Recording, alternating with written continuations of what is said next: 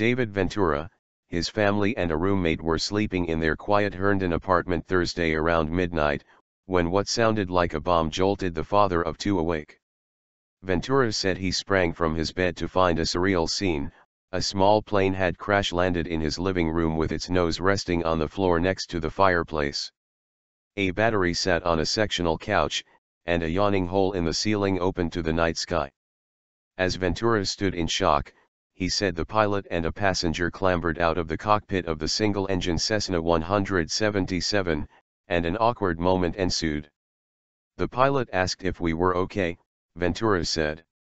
I told him that we were all good. But just barely.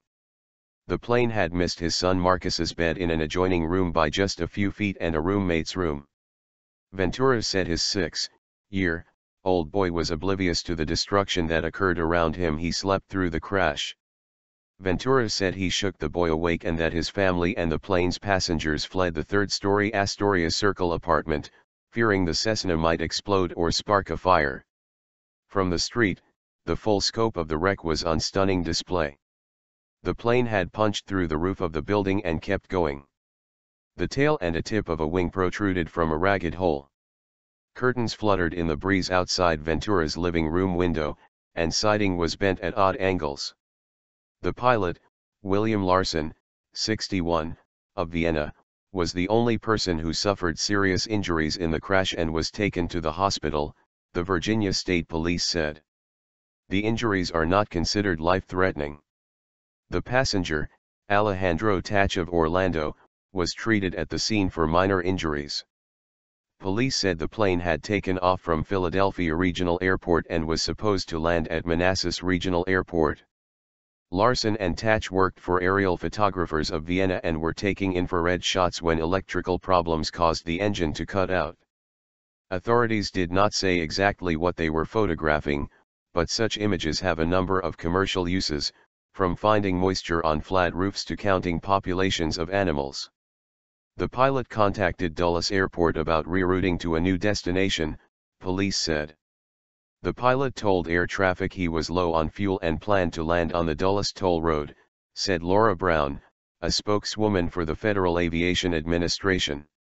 And that was pretty much the last communication we had with them. The website liveatc.net posted an audio recording of what it said were the pilot's calls to the Dulles Airport Air Traffic Control Tower. FAA officials could not confirm the recording's authenticity. I think we're not going to make the airport, we're heading for a road, the pilot tells the tower in the final moments. DC photo calling that in, the tower responds. We're not talking anymore, the pilot goes on.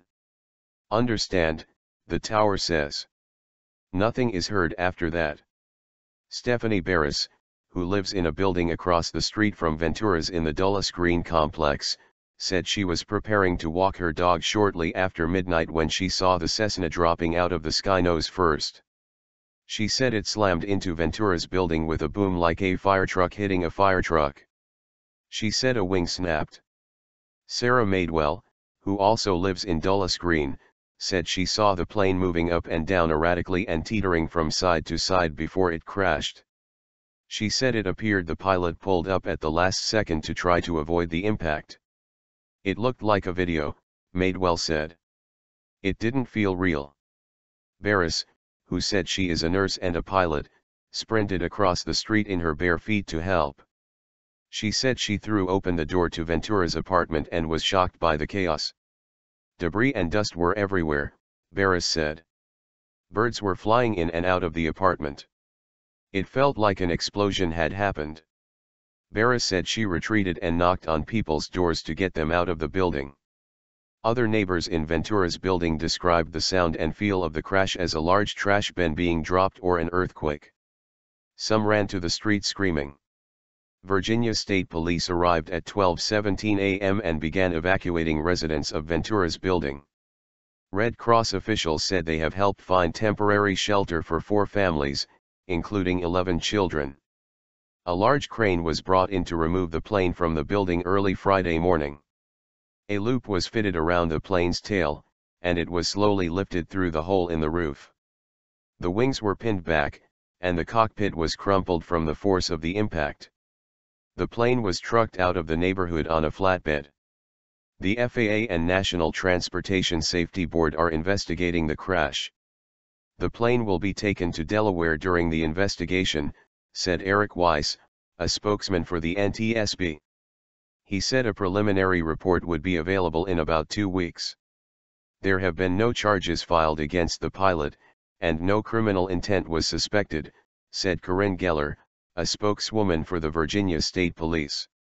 The pilot could not be reached for comment, and the passenger, Tatch, declined to speak to the Washington Post. An Alejandro Tatch is listed as an interpreter of infrared photography for a North Carolina-based company called Stockton Infrared Thermographic Services. A biography on the company's website says he has extensive experience as a combat pilot. The company declined to comment. Ventura said he was unsure how much the repairs would cost or who would pay for them. He said he works at Sears as a delivery man and immigrated from Honduras 5 years ago. For the moment, his family is living in a hotel room. On Friday afternoon, Ventura once again stood in his living room, which was strewn with splintered 2x4s and yellow insulation. Debris was piled on a child's toy car, and pieces of the plane's windshield were on his couch. But a few feet from the crash site, delicate crystal glasses remained perched on a shelf. His son's room was also untouched, as if he had just gotten up. A matter of feet made all the difference. Ventura, whose girlfriend and 2-year-old son also were in the apartment, was still trying to comprehend that. "Man," he said, shaking his head. "Thank God. We could have all died."